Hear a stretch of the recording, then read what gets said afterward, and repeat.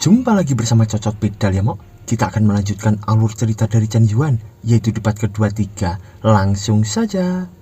Udah disikat, makin mengerut. Dan ceracrit cerut.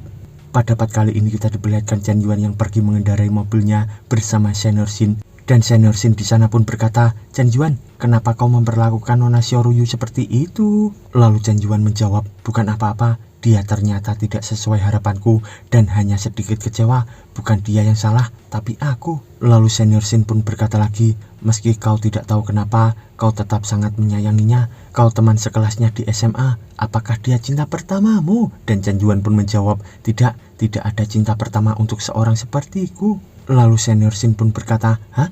Aku percaya kok." Dan Chen Yuan pun menjawab, dasar wanita." Tapi seketika Senior Shin di sana pun hanya terdiam. Lalu ia pun berkata, "Ngomong-ngomong, Chen Yuan, selanjutnya aku punya pertanyaan untukmu. Kau harus memikirkannya baik-baik dan menjawabku dengan serius." Dan Chen Yuan di sana pun berkata, "Oke, tanyalah." Lalu Senior Shin pun bertanya, "Mengapa kau memberiku 1 miliar yuan saham Kap Teknologi? Apa pendapatmu tentangku?" Lalu Chen Yuan pun menjawab, "Apakah kau ingin mendengar kebenaran atau kebohongan?" Di sana Senior Shin pun berkata, "Kau, sudah kubilang kan, kau harus serius, Chen Yuan." Lalu Chen Yuan pun berkata, "Aku tidak memikirkan apapun tentangmu. Aku hanya memberimu bagian untuk mendapatkan bantuanmu." Sambil Senior Shin di sana pun terbengong dan ia pun berkata, "Aku tidak percaya. Mengapa kau ingin memenangkan hatiku ketika kau tidak tahu tentangku?" Lalu Chen Yuan di sana pun menjawab, "Untuk melakukan tugas." Sambil terlihat Senior Shin di sana terbengong lagi dan ia pun bertanya,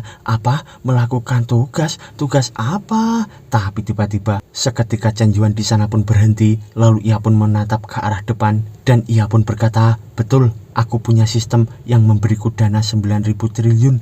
Aku bisa membelanjakannya sesukaku, tapi aku hanya bisa membelanjakannya untuk para wanita. Kau juga adalah salah satu tujuanku." Sambil terlihat Senior Shin di sana shock dan ia pun berkata, "Chen Yuan, bisakah kau berhenti bermain-main denganku? Jika kau ingin mengarang cerita, buatlah cerita yang dapat diandalkan. Aku bahkan tidak perlu menulis artikel web apapun tentang sistem tugas dan latar belakang konyol ini." Lalu Chen Yuan di sana pun berkata, "Oke, aku akui karena kau cantik. Jadi tujuanku mengeluarkan uang untukmu adalah untuk mengelabuimu agar tidur denganku. Kau pasti puas dengan jawabanku kan?" Di sana Senior Shin pun berkata, "Mengelabui untuk ke tempat tidur, Chen Yuan." Lalu seketika ia pun berpose menantang di sana sambil bergumam, "Jika itu Chen Yuan, sepertinya bukan tidak mungkin untuk melakukan kiku-kiku." Dan Chen Yuan di sana pun menatap ke arah Senior Shin sambil bergumam juga, "Sial, aku ingat wanita ini tidak seperti ini sebelumnya. Dia pendiam, tapi sekarang dia terlihat seperti harta karun yang aneh.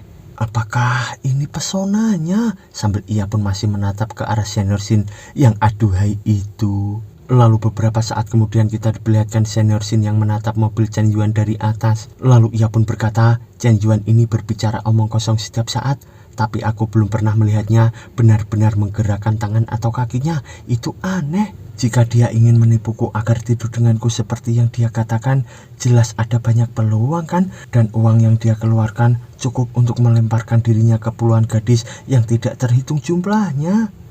Aku masih berpikir tujuan Chen Yuan tidak sederhana.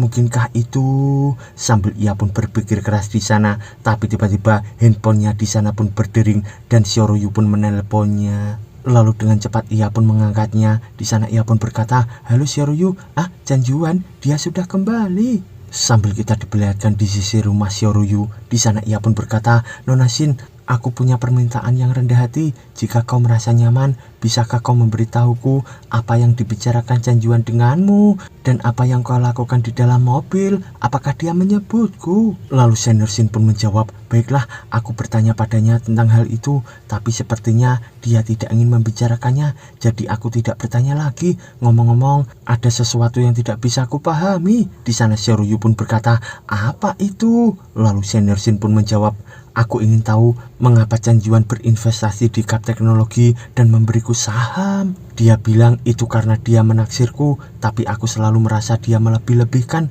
Faktanya, menurutku, aku tidak ternilai 1 miliar.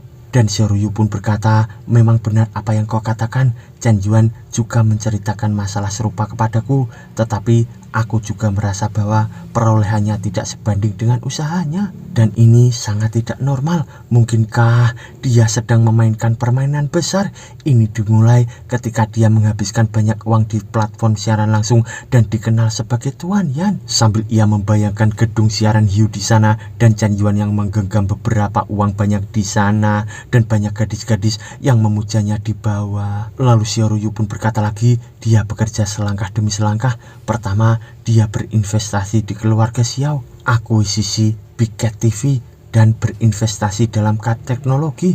Di permukaan dia adalah anak yang polos, tetapi kenyataannya dia sedang menyusun strategi dan menang ribuan mil jauhnya. Sambil terlihat Senior Sin di sana shock dan ia pun berkata, ya, Kap Teknologi kami memang mengembangkan algoritma cerdas AI baru dari Departemen Penelitian beberapa waktu yang lalu. Apakah Chen Yuan mendanainya karena dia melihat potensi ini? Lalu Xiao Yu pun menjawab, itu benar Senior Sin. Dan di sana Senior Sin pun berkata, inilah cara Chen Yuan membuat peta bisnis untuk dirinya sendiri. Aku mengerti, semuanya masuk akal. Lalu Xiao Yu pun berkata lagi, oleh karena itu keserakahan dan nafsu hanyalah penyamarannya, sebuah bom asap yang dipasang agar niat bisnisnya tidak terbongkar. Mungkin seperti ini. Pria ini sangat pintar dan hampir seperti iblis. Dia sangat mendalam. Sambil ia membayangkan Chen Yuan adalah seorang raja, dan di sana Xiao Yu pun berkata lagi, Chen Yuan, apakah dia akan menjadi orang yang mengubah dunia? Sambil ia pun makin membayangkan beberapa ribu pasukan yang disiapkan Chen Yuan di hadapan istananya. Tapi tiba-tiba Xiao Yu pun memandang handphonenya dan ia pun berkata, ada pesan Nona Xin, harap tunggu sebentar. Ternyata itu adalah pesan dari Soyuki yang bertuliskan, Saudara Ryu, bukankah perusahaanku sedang bersiap untuk membuka bisnis? Aku ingat kau adalah pemilik gedung Jinmao. Bisakah kau menyewakan satu lantai kepadaku dengan harga mudah? Di sana Xiao Yu pun menjawab, itu saja, tidak masalah. Sambil Xiao Yu itu pun membalas pesan dari Soyuki. Di sana ia pun bergumam, mungkinkah Chen Yuan juga mengatur ini? Lalu kita dibawa di apartemen Chen Yuan. Terdengar ia yang sedang bersin-bersin dan ia pun bergumam, setelah ditingkatkan, pada dasarnya semua penyakitku sudah hilang kan? Kenapa aku masih bersin? Siapa yang membicarakanku? Lalu ia pun berkata, semuanya, aku punya pengumuman. Ternyata di dalam ruangan itu terdapat 3 temannya. Di sana seseorang pun berkata, apa yang kau umumkan Chen Yuan? Ini sangat kritis kah? Lalu Chen Yuan pun menjawab, aku memutuskan untuk pindah. Sambil terlihat para temannya di sana terkejut dan mereka pun berkata, Chen Yuan, apakah kau akan pindah ke rumah pemberian dari Sulele? Tidak, aku juga ingin dicintai. Dan temannya pun berkata lagi, iya Chen Yuan, kau belum mengajari kita cara memikat hati perempuan. Di sana Chen Yuan pun action berkata, tidak ada cara untuk mengajarkan hal ini. Kuncinya terletak pada penampilan. Sambil kita diperlihatkan di tempat lainnya, yaitu di kediaman Soyuki, dan Meng Meng di sana pun berkata, Kiki, sekarang kau sudah mengamankan tempatnya dan Big Cat TV sudah memasuki tahap persiapan. Saatnya mulai memposting informasi rekrutmen dan merekrut orang. Lalu Soyuki pun berkata, itu benar Meng Meng. Aku telah memutuskan bahwa talenta pertama yang aku rekrut adalah kau. Kau adalah perencana eksekutif perusahaan. Aku akan menambahkan Xiao Fei juga. Jika waktunya tiba, kita akan bersaudara bersatu. Dan Meng Meng di sana pun berkata, aku bisa. Tapi lalu Soyuki pun berkata, jangan khawatir, gajinya tidak akan rendah Meng Meng. Namun demikian, yang paling kita kekurangan saat ini adalah para profesional, terutama di bidang siaran langsung Meng Meng. Lalu Meng Meng di sana pun berkata, bukankah kau seorang penyiar? Periksa akun WeChatmu dan lihat apakah ada yang cocok. Lalu Soyuki di sana pun melihat ke arah handphonenya dan ia pun berkata, jika kau bertanya demikian, ada satu. Dia adalah bos dari perusahaan siaran langsung. Dia sepertinya telah menyinggung seseorang dan bangkrut.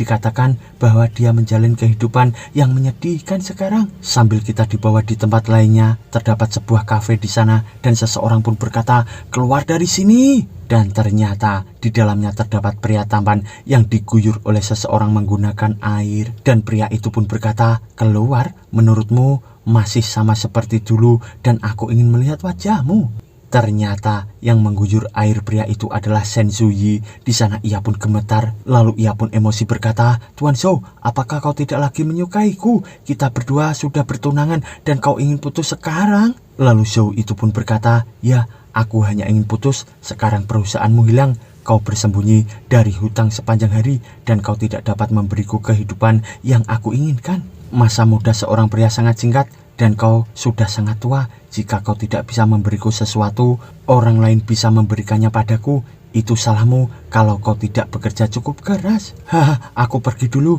Aku baru saja membayarnya. Sepertinya kau tidak punya uang di sakumu untuk membayarnya kan? Selamat tinggal, Bibi. Sambil ia pun pergi dari sana. Dan kita diperlihatkan Sensui di sana yang hanya terdiam, dan seseorang di sana pun berkata, "Wow, gadis cantik itu sulit sekali. Beginilah cara seekor sapi memakan rumput muda, bibit yang menyedihkan." Sambil mereka memandangi Sensui itu, dan seketika ia pun bersedih dan bergumam, "Sial, laki-laki pandai dalam hal materi. Kenyataannya, sial, aku tidak akan menerimanya. Aku pasti akan memiliki kesempatan untuk menjadi sukses kembali. 30 tahun di sebelah timur sungai, 30 tahun di sebelah barat sungai." Tapi tiba-tiba handphonenya di sana pun berbunyi. Ternyata itu adalah telepon dari Soyuki. Di sana Sensui pun bergumam, "Kenapa itu dia menelponku?" Lalu dengan cepat ia pun mengangkatnya. Soyuki pun berkata, "Hei saudara Sen, apakah kau ingin memulai bisnis denganku?" Sambil terlihat Sensui di sana yang hanya terdiam terkejut, dan ia pun bergumam, "Apakah ini doa dari orang yang tersakiti?" Lalu beberapa saat kemudian kita diperlihatkan Chen Yuan yang sudah tidur di rumah pemberian dari Sulele. Tapi tiba-tiba pintu rumahnya pun dibuka oleh seseorang. Lalu Chen Yuan pun terkejut bergumam, "Seseorang membuka pintu?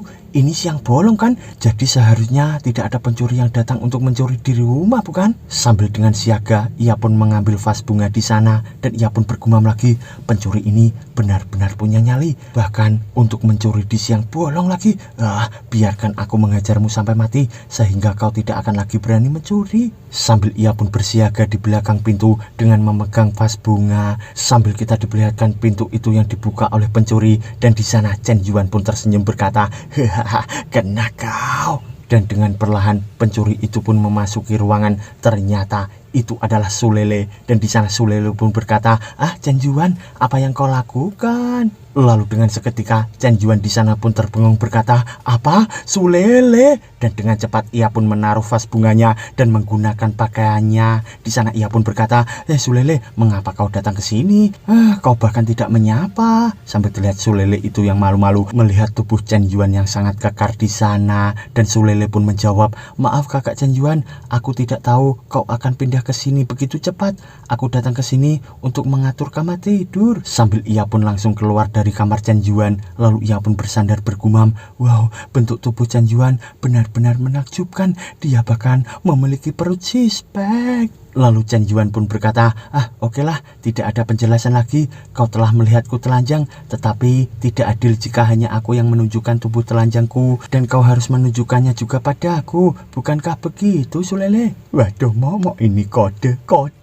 Sambil terlihat Sulele itu yang memasuki kamar Chen Yuan, dan ia pun berkata, "Kakak Chen Yuan, jika kau benar-benar ingin melihat, itu tidak sepenuhnya keluar dari pertanyaan kan?" Lalu Chen Yuan di sana pun berkata, "Ingin melihat? Aku tidak takut. Aku sudah dewasa, Sulele." Sambil ia pun bergumam, "Ingin menggodaku? Mari kita lihat siapa yang lebih tangguh." Aduh, mama, ini pasti akan dibuka. Sambil kita diperlihatkan Sulele di sana yang perlahan membuka bajunya, dan ia pun berkata, "Baiklah kalau begitu kakak Chen Yuan." Dan Chen Yuan di sana pun shock berkata, Tidak, aku hanya bercanda, jangan serius." Lalu ia pun bergumam, "Sialan, wanita ini tidak takut dimakan olehku apa?" Dan ternyata Sulele di sana dengan wajah mengejek, ia pun berkata, "Aku juga bercanda." Lalu ia pun bergumam, "Meskipun kau bermain dengan api, kau tidak tahu siapa kayu api itu." Lalu ia pun berkata lagi, "Kakak Chen Yuan, kau pasti lapar kan? Aku membawakanmu sarapan." Sambil ia pun menaruh makanannya di meja itu.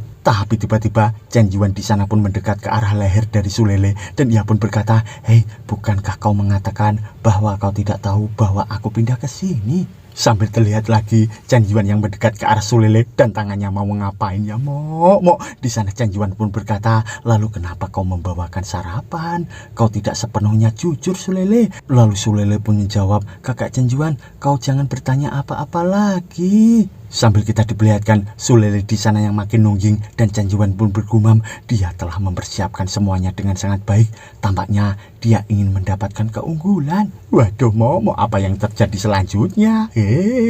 Sambil kita diperlihatkan entah apa itu ya Mo, dan ternyata itu adalah makanan Mo.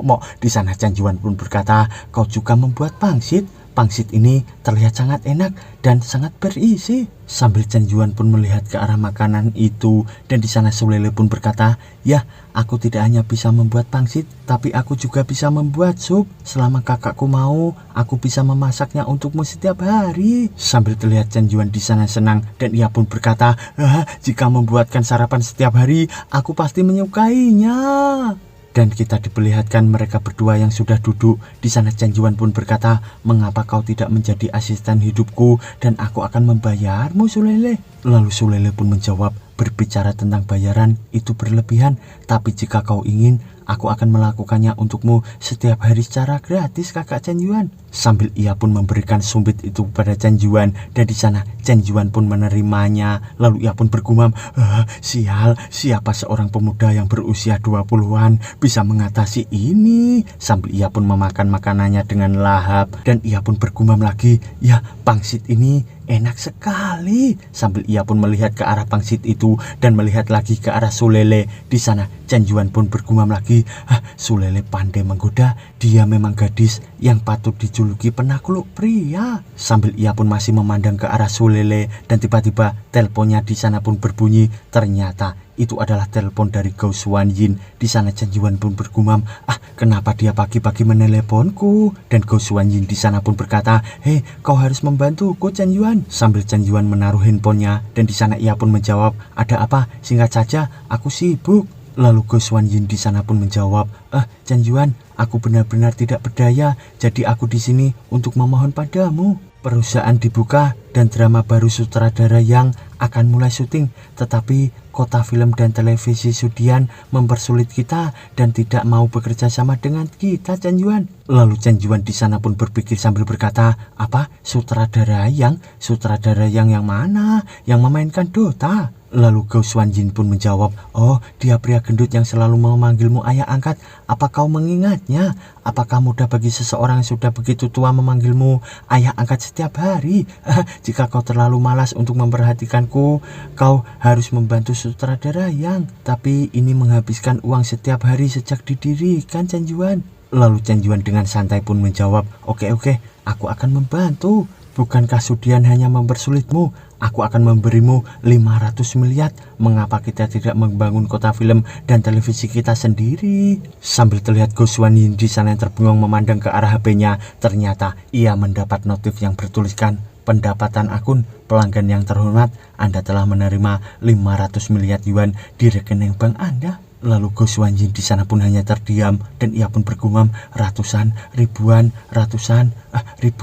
jutaan, puluhan juta, 500 miliar, begitu saja. Sambil kita diperlihatkan di sisi Chan Yuan, ia pun berkata, 500 miliar telah dikirim. Aku akan mengunjungi perusahaanmu dalam beberapa hari lagi. Jika kau butuh sesuatu, hubungi aku kembali. Sambil Chan Yuan menutup teleponnya dan di sisi Gou Xuanyin, ia pun berkata, ini 500 miliar.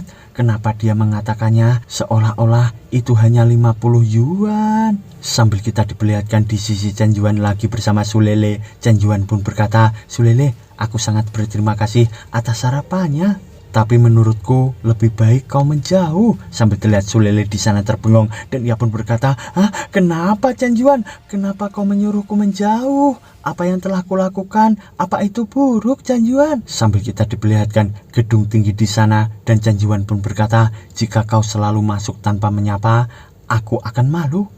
Aku harap kau bisa memberikan kunci cadangannya pada aku, Sulele. Lalu ia pun bergumam, jika memikat seseorang ke dalam rumah, bagaimana bisa menjalani kehidupan yang damai di masa depan? Lalu dengan cepat Sulele pun memberikan kuncinya sambil berkata, oke, aku serahkan saja kuncinya padamu kakak Chan Yuan.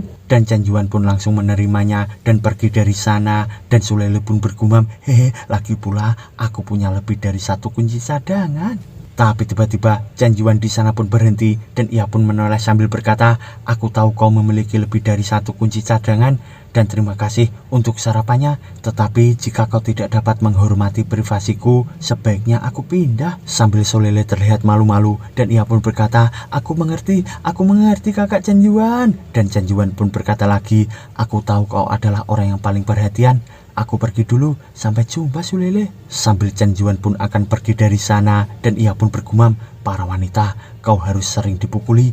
Jika tidak, kau akan mudah mendapat masalah.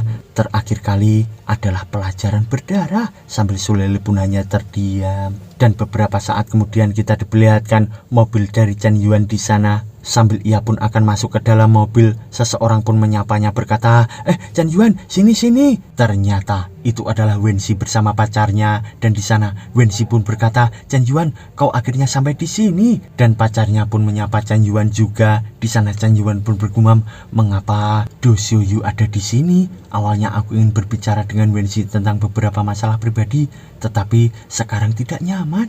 Lalu Wenxi di sana pun berkata lagi, "Kau ganti mobil lagi Chen Yuan, kita mau makan di mana?" Dan Chen Yuan pun menjawab, "Mari kita bicarakan setelah kita masuk ke dalam mobil." Sambil mereka semua pun langsung masuk ke dalam mobil dan Xiaoyu di sana pun bergumam, "Benar saja, Chen Yuan dan Liu Wenxi memiliki hubungan yang sangat dekat. Dengan kekayaan Chen Yuan, tempat yang kita kunjungi pasti sangat mewah. Riasanku tidak akan sia-sia hari ini." Tapi beberapa saat kemudian kita diperlihatkan Xiaoyu di sana yang hanya terdiam. Ternyata Chen Yuan pun berhenti di warung makan sederhana. Di sana Xiaoyu pun bergumam, "Benar sekali, benar-benar tempat sampah, kotor sekali." Lalu mereka semua pun duduk di warung itu dan Wenxi pun berkata, Chen Yuan, kau mengetahuinya, masakan Sichuan ini cukup terkenal loh. Aku khawatir jika kau kaya, kau akan membawaku ke Mutiara Hitam. Aku tidak akan terbiasa makanan di sana." Sambil terlihat Xiaoyu dari belakang yang menangis bergumam, "Riasanku sia-sia di tempat seperti ini." Dan Chen Yuan pun berkata, Wenxi, apakah aku tipe orang yang berpura-pura keren? Hari ini aku fokus pada waktu santai." Dan Wenxi pun berbicara kepada Xiaoyu sambil berkata, "Xiaoyu, makanan di toko ini rasanya enak sekali. Kau akan segera mengetahuinya." Dan Xiaoyu pun menjawab, "Benarkah? Kalau begitu, aku bersyukur sekali. Terima kasih." Sambil ia pun berhati-hati menjawab omongan dari Wenxi itu. Lalu Xiaoyu pun bergumam, apakah Chen Yuan ini orang miskin? Berpura-pura kaya, makan di warung sampah di pinggir jalan seperti ini. Haruskah aku pergi saja ya? Tapi tiba-tiba terdengar suara dari televisi itu yang berkata, "Halo semuanya, ini adalah konferensi pers bersama yang diadakan oleh artis terkenal Nona Go Xuanyin. Beliau mengatakan bahwa perusahaan film dan televisi Xuanyin miliknya memiliki berita besar untuk diungkapkan." Sambil terlihat mereka bertiga yang menatap ke arah televisi itu. Dan Chen Yuan di sana pun bergumam, "Apa? Go Xuanyin?" Ternyata di dalam televisi itu terdapat Xuanyin yang berkata, "Halo semuanya, aku Go Xuanyin. Aku di sini hari ini terutama untuk mengumumkan sesuatu." Dan Chen Yuan di sana pun bergumam, "Sial, kenapa dia bersikap rendah hati jika dia tidak melakukannya? Apa gunanya selalu merasakan kehadiran? Itu bodoh." Tapi tiba-tiba ia pun dikejutkan oleh Go Xuanyin dalam televisi yang berkata, "Tuan Yan yang terkenal telah menginvestasikan 100 miliar di perusahaan kita dan kita akan membangun basis film dan televisi terbesar di Asia dan bahkan di dunia." Dan dari sampingnya Wenxi di sana pun berkata, "Tuan Yan, Chen Yuan, bukankah dia membicarakanmu? Kau ingin mendirikan basis film dan televisi?" Sambil kita diperlihatkan jiwa mata duitan dari Xiaoyu itu yang bergumam, 100 miliar, Chen Yuan sebenarnya sangat kaya. Meskipun dia sangat kaya, dia tidak terpaku pada hal-hal sepele dan makan di warung pinggir jalan. Sambil terlihat juga Chen Yuan di sana yang emosi bergumam, "Berani sekali, kenapa kau menyeretku? Sekarang seluruh negeri tahu bahwa aku adalah Tuan Yan. Bagaimana aku bisa tetap low profile dan mendekati gadis-gadis?" Lalu Wenxi dari depannya pun berkata, "Chen Yuan, kau sebenarnya kenal selebritas wanita kan? Bisakah kau memberiku tanda tangannya suatu saat nanti? Juga apa yang terjadi dengan basis film dan televisi itu?" Di sana Chen Yuan pun menjawab, "Tidak masalah, itu hanya main-main saja." Lalu Wensi di sana pun berkata lagi, 100 miliar kau memberinya uang. Dan tiba-tiba mulutnya langsung disumpal Chen Yuan menggunakan sayur. Dan di sana Chen Yuan pun berkata, makan milikmu, berhenti bicara Wensi. Dan Wensi di sana pun bergumam, Chen Yuan tolong bersikap lembut saja. Dan di sana Xiaoyu pun bergumam, Li Wensi adalah tangga hidupku, aku harus mempertahankannya. Chen Yuan membocorkan sedikit uang saja sudah cukup bagi orang biasa untuk menjadi kaya.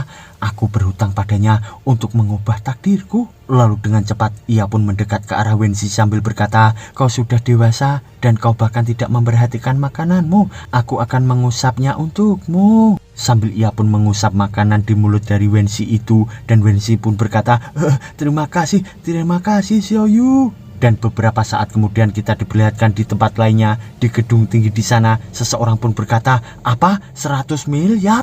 Ternyata itu adalah para gadis Chen Yuan yang sedang berkumpul, yaitu Xiaoyu, Senior Shin, Soyuki bersama Meng Meng. Dan Meng Meng di sana pun berkata, bukankah kau bilang dia hanya punya 50 miliar dan dia benar-benar mengenal Go Xuan Yin? Sambil kita diperlihatkan Soyuki di sana berkata, ini mungkin dia bersikap rendah hati. Lalu Senior Shin pun berkata juga, aku tahu ini Chen Yuan menghadiri makan malam amal dan memberikan hadiah untuk Go Xuan Yin.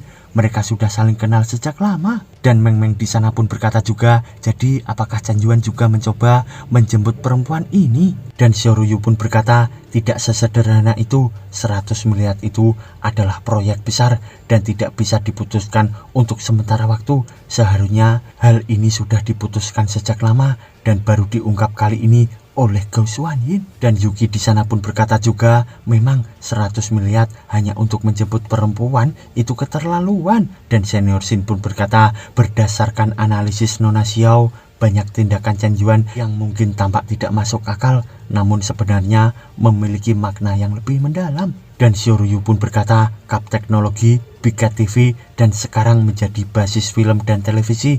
Chen Yuan, apa yang sebenarnya yang kau rencanakan? Lalu ia pun bergumam, aku benar-benar tidak bisa melihatmu. Tapi tiba-tiba Meng Meng di sana pun berkata, ya, jika saat ini kau menyampaikan berita bahwa Big Cat TV juga diinvestasikan oleh Tuan Yan, akankah banyak pembawa berita dan orang-orang di industri ini datang untuk bergabung dengan kita? Dan Yuki di sana pun berkata, ya Meng Meng, kau sangat pintar. Lalu Yuki pun bergumam, dengan seorang miliarder di belakang layar, orang lain pasti berpikir bahwa Big Cat TV memiliki potensi pengembangan khusus. Bagaimanapun visinya sangat akurat.